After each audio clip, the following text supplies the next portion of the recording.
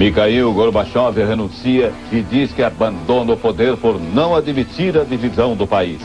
74 anos depois, a bandeira vermelha desce o mastro no Kremlin. A União Soviética não existe mais. Na Europa e nos Estados Unidos, nossos correspondentes mostram a reação do mundo à saída de Gorbachev. O presidente da Rússia, Boris Yeltsin, é a nova face do poder e assume o comando do botão do arsenal nuclear. O Jornal Nacional está começando.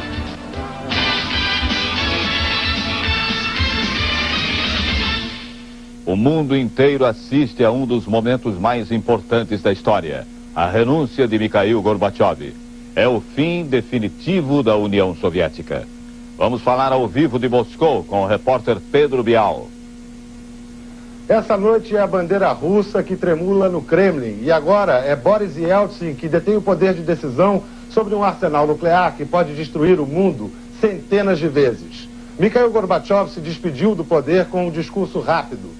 Ele agradeceu aos que o apoiaram, ele reconheceu erros, pediu para que fosse revisto o processo de decisão que levou ao fim da União Soviética, ou melhor, ele lamentou o processo de decisão, mas ele disse que não se arrepende por um só momento de ter iniciado as reformas democráticas que acabaram assim, com o fim do comunismo e da União Soviética. A segunda Revolução Russa chega hoje ao seu apogeu.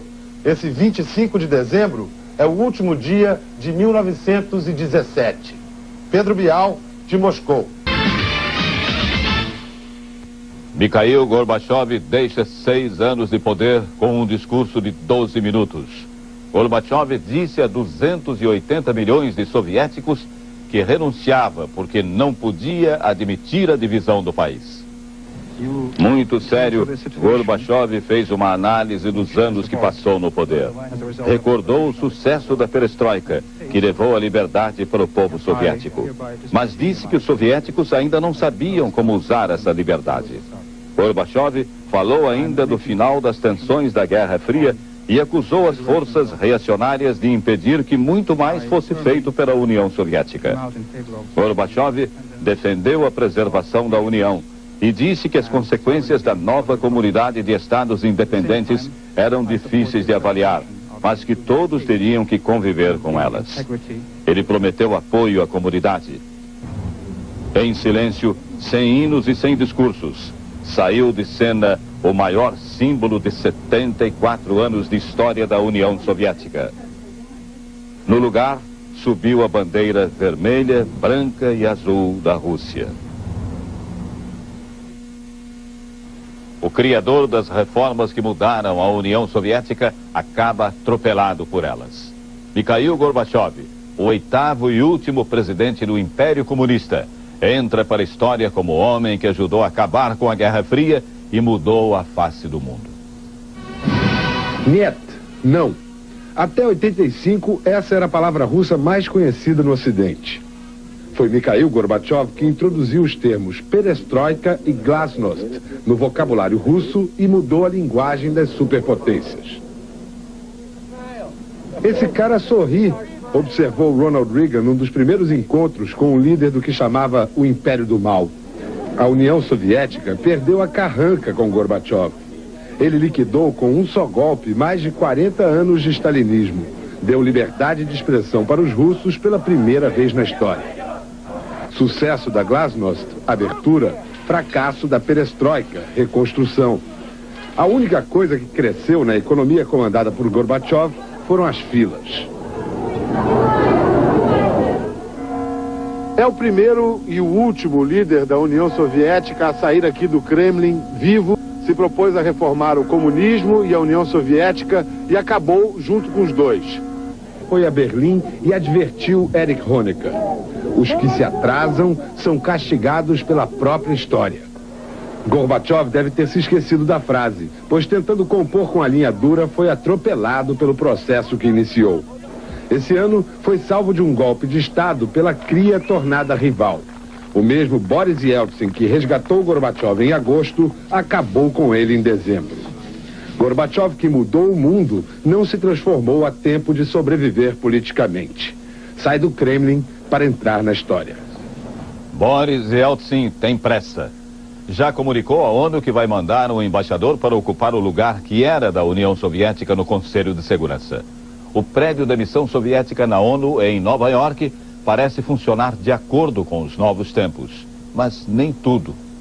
A guarita e o carro da polícia ainda guardam o número 136 da Rua 67.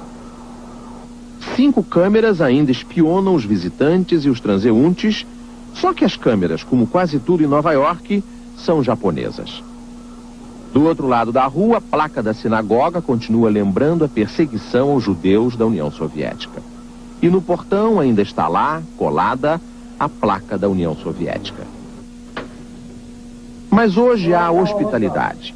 O conselheiro da missão, o diplomata Alexander Denisov, vem me receber e mostra imediatamente no hall de entrada as novas bandeiras. A da Rússia, a da Ucrânia e a da Bielorrússia. Pergunto pela bandeira vermelha com foice e martelo e ele diz que está guardada para ser entregue a um museu. Peço para ver, ele desconversa. O pessoal aqui da missão passou o dia de plantão para assistir ao último discurso do presidente Mikhail Gorbachev. E muita gente chorou quando viu a imagem da bandeira vermelha deixando o mastro que fica no alto do Kremlin. Como Gorbachev, muita gente aqui acha que essa comunidade de estados independentes vai ter o mesmo destino da União das Repúblicas Socialistas Soviéticas. Ou seja, não vai dar certo. A China responsabiliza Gorbachev pelo fim da União Soviética, enquanto a Inglaterra reconhece que o ex-presidente fez bom trabalho. Foi no interior da Inglaterra que o primeiro-ministro britânico passou a festa de Natal. John Major comentou a saída do ex-presidente soviético. Gorbachev mudou o curso da história e prestou uma ajuda notável na construção de um mundo mais seguro.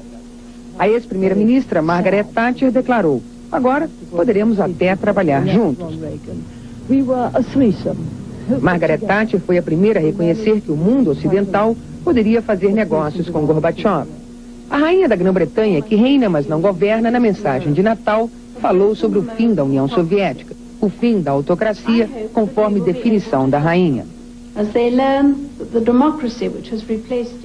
Apesar de todos os elogios a Gorbachev, a China lançou hoje um dos mais fortes ataques contra o ex-presidente. A China responsabilizou Gorbachev pelo colapso da União Soviética. Glasnost, perestroika, no vocabulário dos líderes chineses que ainda acreditam no comunismo, são palavras que significam o caos econômico e político.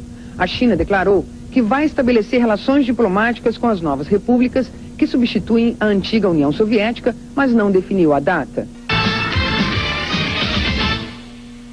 Como os soviéticos reagiram à renúncia de Gorbachev e o que significa o poder nas mãos de Boris Yeltsin. Voltamos a Moscou ao vivo com o repórter Pedro Bial. Aqui em Moscou, se alguém chorou, chorou escondido.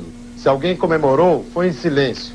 A renúncia de Gorbachev foi recebida com indiferença nas ruas dessa cidade.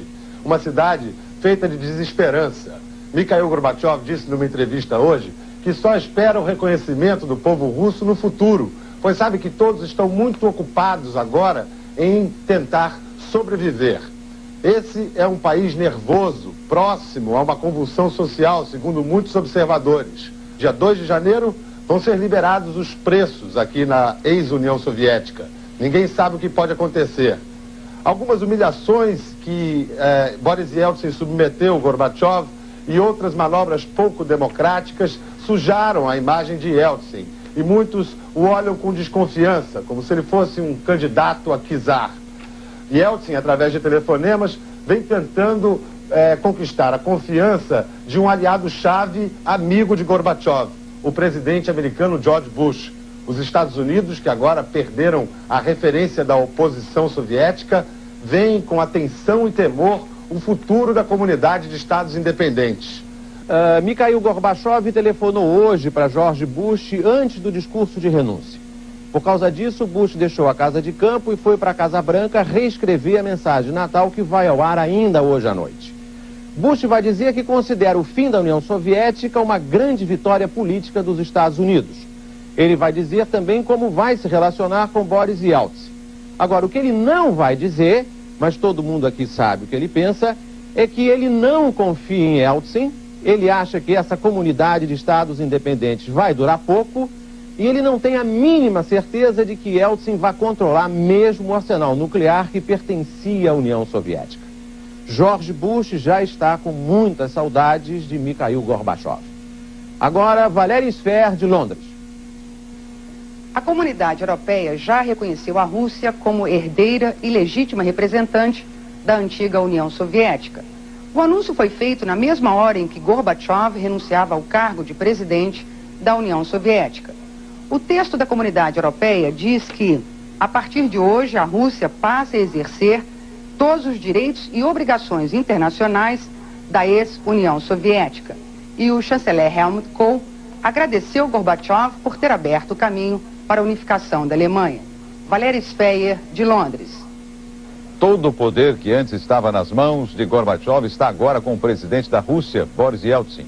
Ele é o herdeiro do que representou a União Soviética para o mundo e também o novo dono do arsenal nuclear do país. Boris Nikolaevich Yeltsin começou a carreira política no Partido Comunista aos 30 anos. Em 81 já fazia parte do Comitê Central do Partido Comunista. 4 anos depois, ele era convidado por Gorbachev para chefiar o partido em Moscou. Agressivo, Yeltsin exigia rapidez nas reformas. A consagração do político veio em junho deste ano como o primeiro presidente eleito pelo voto direto na história da Rússia. 46 milhões de votos garantiram a Yeltsin 5 anos de mandato na maior e mais rica república soviética. Mas o mundo tomou conhecimento da coragem de Boris Yeltsin durante o golpe de agosto. Enquanto Gorbachev estava sob a mira de fuzis na Crimeia, Yeltsin subia nos tanques e conclamava os soviéticos a resistir ao golpe. Boris Yeltsin se transformava em herói nacional e passava a ser o homem forte do país. Com a criação da Comunidade de Estados Independentes, no início de dezembro, Yeltsin fez o que o golpe de agosto não tinha conseguido: esvaziar o poder do presidente soviético. Hoje, esse político de 60 anos é o novo líder da comunidade que surgiu da segunda maior potência do mundo. Jornal Nacional.